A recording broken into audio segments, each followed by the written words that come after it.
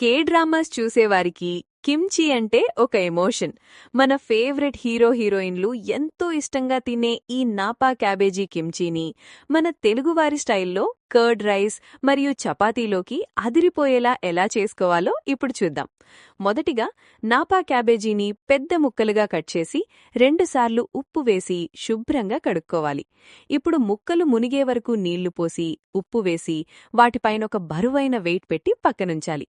1 గంట తర్వాత ముక్కలను పైన నుంచి కిందకి బాగా మిక్స్ చేసి మళ్లీ వెయిట్ పెట్టి ఇంకొక గంట ఉంచాలి. 2 గంటల తర్వాత క్యాబేజీని వీడియోలో చూపిస్తున్న విధంగా వంచితే అది విరగకుండా రబ్బర్లాగా ఫ్లెక్సిబుల్గా అవ్వాలి. అప్పుడే మనకి పర్ఫెక్ట్ కిమ్చీ వస్తుంది. ఇప్పుడు నీళ్లన్నీ తీసేసి పక్కన పెట్టుకోవాలి. స్టవ్ మీద పావు గ్లాస్ నీళ్లు మరిగించాలి. ఈలోపు మరో కప్పులో కొంచెం నీళ్లు వేసి అందులో 1.5 స్పూన్ వరిపిండి కలిపి మరిగే నీళ్లలో పోసి దగ్గర పడే వరకు ఉడికించాలి. ఇది మొత్తం చల్లారనివ్వాలి. ఇప్పుడొక మిక్సీ జార్లో 1 యాపిల్, 4 ఎండుమిరపకాయలు మరియు 10 వెల్లుల్లి రెబ్బలు వేసి మెత్తగా మిక్సీ పట్టుకోవాలి. యాపిల్ వేయడం వల్ల కిమ్చీ త్వరగా ఫర్మెంట్ అవుతుంది. రుచి కూడా చాలా కొత్తగా ఉంటుంది. ఇప్పుడు డ్రెయిన్ చేసిన క్యాబేజీలోకి సన్న ముల్లంగి ముక్కలు, ఉల్లికాడలు వేయాలి.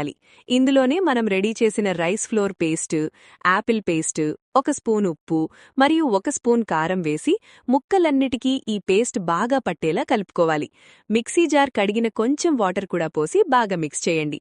అంతే, మన హోమ్ మేడ్ కిమ్చీ రెడీ. దీన్ని గ్లాస్ జార్స్లో పెట్టి రూమ్ టెంపరేచర్లో 3 రోజులు నిల్వ ఉంచాలి.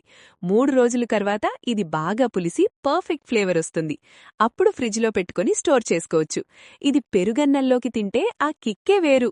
మీరు కూడా తప్పకుండా ట్రై చేసి మీకు ఎలా కుదిరిందో కామెంట్ చేయండి. వీడియో నచ్చితే లైక్ చేసి, షేర్ చేసి, సబ్స్క్రైబ్ చేయటం మర్చిపోకండి. Thank you for watching.